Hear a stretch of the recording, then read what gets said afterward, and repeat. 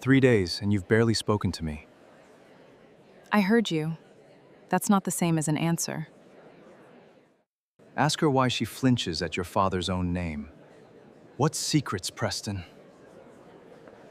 Say it to my face. Tell me you don't know the name Holloway Steele today. Go home, Daniel. Some doors should stay closed. The night Daniel Kang's marriage cracked in public, his wife said nothing at all.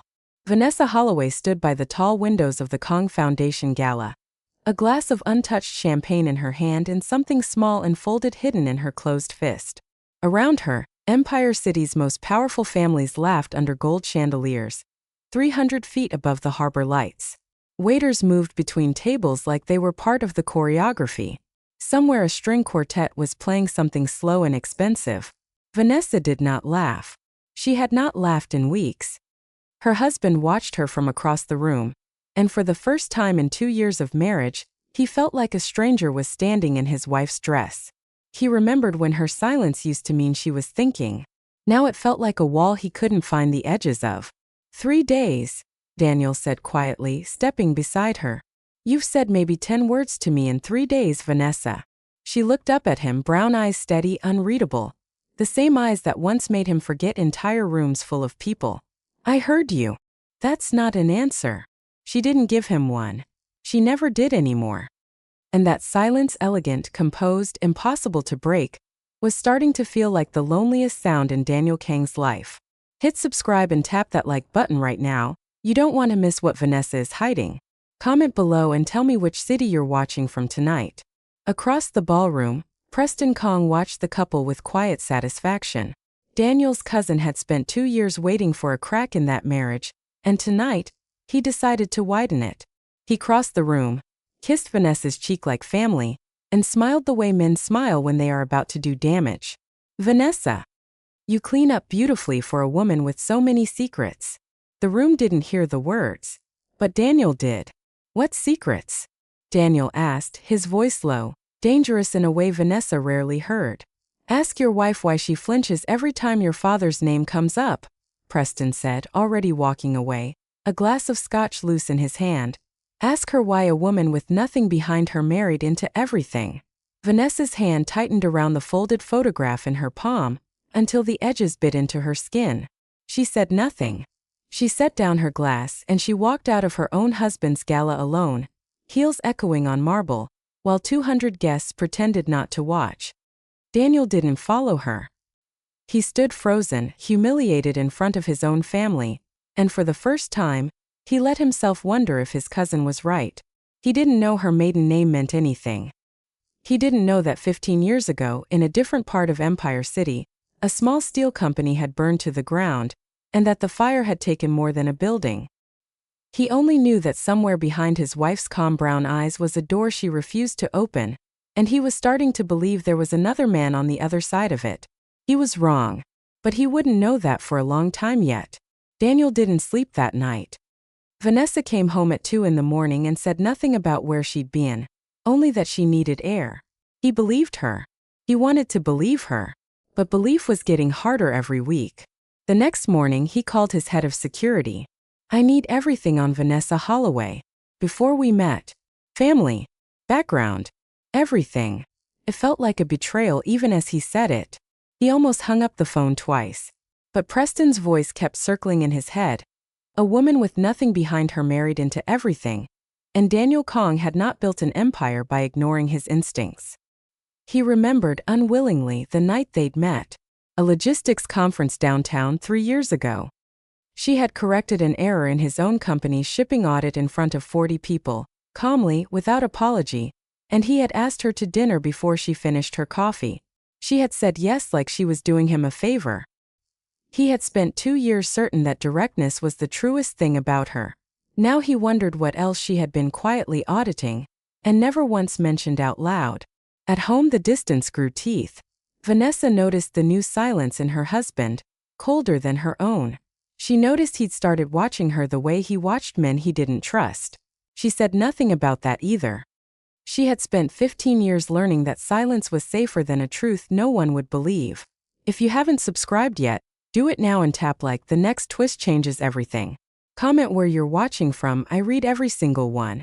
It was Daniel who found the photograph. He wasn't looking for it.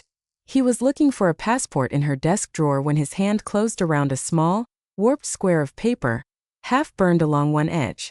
A man stood in the photograph in front of a steel warehouse, sleeves rolled up, laughing at something outside the frame. Across the bottom in faded pen one word, Marcus. Vanessa found him holding it when she walked in. Her face went white. Who is this? Daniel asked. Vanessa, who is Marcus? Put it down. 2 years and I have never once heard this name. Who is he to you? Her hands were shaking. You wouldn't believe me if I told you. Try me. I am your husband. Try me. I have tried, she said, and for the first time in months her voice cracked wide open. I have tried to tell myself it doesn't matter who you're married to. But it does. Ask your father, Daniel. Ask Josiah what he remembers about Holloway Steele. Josiah has nothing to do with this. Ask him anyway, she said, and something in her voice frightened him more than any accusation could have. See if he even blinks.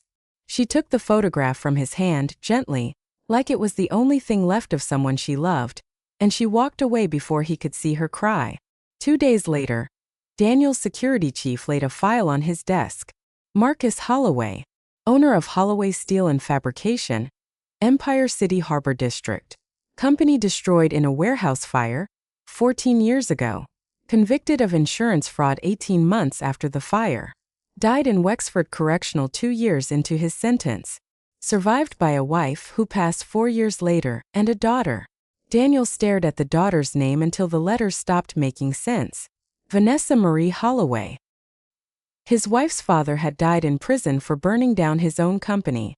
And somehow, impossibly, that fire had happened in the same year, the same district, the same shipping lanes his own father once controlled.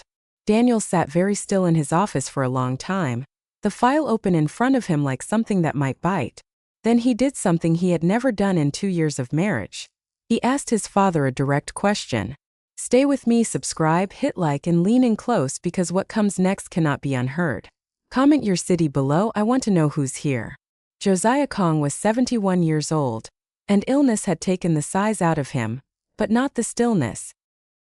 He sat in his study surrounded by the same dark wood and old power he'd ruled from for 40 years, an oxygen line resting under his nose like a small indignity he refused to acknowledge, and when Daniel said the name Holloway Steele, his father's face did not move at all. That, more than anything, told Daniel everything he needed to know. A man with nothing to hide reacts.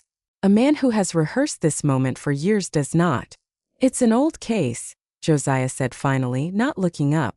Ancient history. Not to my wife. Your wife, Josiah repeated, and something flickered behind his eyes, gone before Daniel could name it. Look at me and tell me you don't know who Marcus Holloway was. Josiah looked at him for a long moment. Go home, Daniel. For the first time, Daniel watched his father's composure slip half an inch, a hairline crack in 40 years of granite. And for the first time, Daniel understood that in this house, silence had never belonged to Vanessa alone. His father had been keeping one far longer.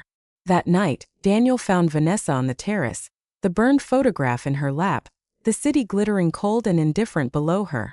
I'm sorry, he said, sitting beside her. For the investigator. For not trusting you. I should have asked instead of assumed. She didn't look at him. My father refused to let Holloway Steel move cargo he wasn't allowed to ask questions about. He told me once that a man who moves other people's secrets for a living stops being able to sleep. 3 weeks after he said no, the warehouse burned with 2 years of inventory inside it. The insurance investigators found accelerant patterns that matched his own storage records. Records he swore he never touched. He went to prison calling himself innocent, and nobody believed a hard-working man from the Harbor District over a fire report and a stranger's signature. He died still saying it wasn't him. My mother followed 4 years later, quieter every year until there was nothing left to follow. I was 19. Vanessa. I didn't know. I never told you because I didn't have proof, only a feeling I couldn't prove about a family I was already in love with, she said, finally meeting his eyes, her voice steady even as her eyes weren't. Not every silence is a lie, Daniel. Some of us stay quiet because we already know what it costs to speak and not be believed. I wasn't protecting a secret. I was protecting us. Daniel took her hand. For the first time in weeks, she let him hold it. Preston Kang had spent 15 years holding a secret his uncle gave him as a test of loyalty, and he had no intention of losing his future because a forensic accountant had married into the wrong family. By morning, a story appeared in the Empire City Financial Press, twisting the timeline, framing Vanessa as an opportunist chasing the very family that had once ruined hers. The headline alone was designed to bury her. Reporters called the house. Board members called Daniel directly, worried about the company's reputation more than his marriage. Vanessa read the article standing in her own kitchen, coffee going cold in her hand. 15 years ago, strangers had decided her father's guilt before he ever saw a courtroom. Now strangers were deciding hers. She did not cry this time. She folded the newspaper in half, looked her husband in the eye and said, "They can print whatever they want. I know what's true. So do you now." It was the calmest anyone had been in that house in days. Somewhere in the Kang mansion, an old driver named Harold Given read the same article twice, put down his coffee with a shaking hand, and decided after 15 years of silence of his own, that he was done protecting the wrong people. Smash that like button and subscribe if Daniel's father just shocked you as much as it shocked him. Comment where you're watching from, let's talk about it. Harold had driven Josiah Kang for 31 years.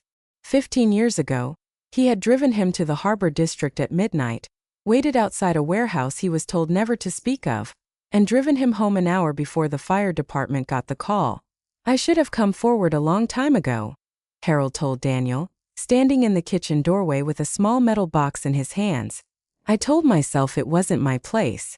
I told myself a lot of things." Inside the box was a written account, dated the week after the fire, sealed and signed, insurance against a day he'd hoped would never come. Daniel read it standing up, and by the third paragraph, his hands weren't steady anymore. It wasn't just that Josiah Kang had ordered the fire to punish a man who wouldn't launder cargo for him. It was worse than that. Josiah had recognized Vanessa the very first time Daniel brought her home, recognized Marcus Holloway's daughter in his son's girlfriend's face, and he had said nothing. He had let his son fall in love with her, marry her, build a life with her, and every single day for 2 years, he had watched his daughter-in-law carry a grief he had personally caused, and he had chosen silence not out of shame, but because exposing it would cost him everything he had left. The man who had let his own family suffer under his silence for 15 years had never planned to say a word. He had simply been waiting to die with the secret intact. Daniel called an emergency meeting of the Kang family board. The same room where his father had ruled for 4 decades. Dark wood table, old portraits, 40 years of silence hanging on the walls like art.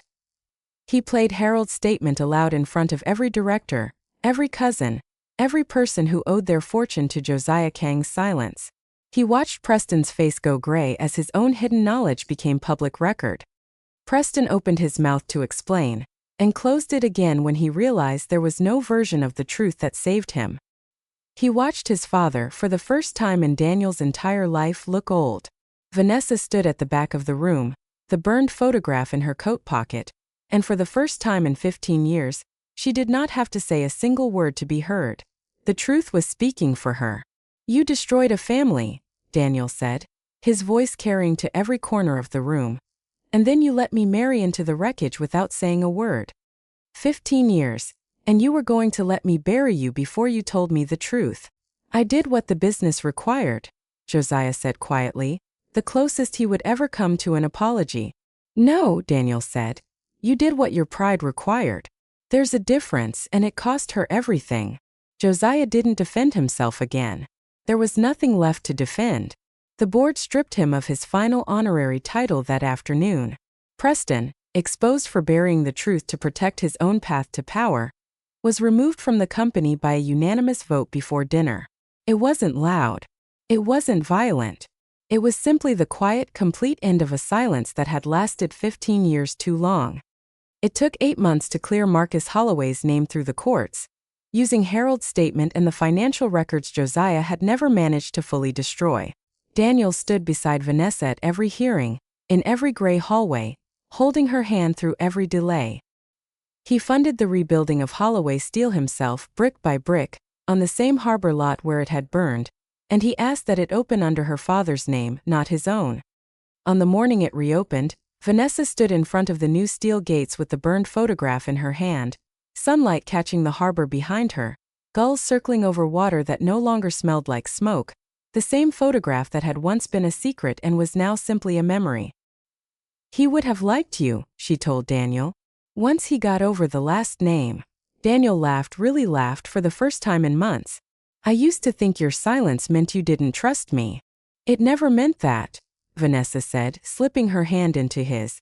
It meant I was scared of what the truth would do to us. I was wrong.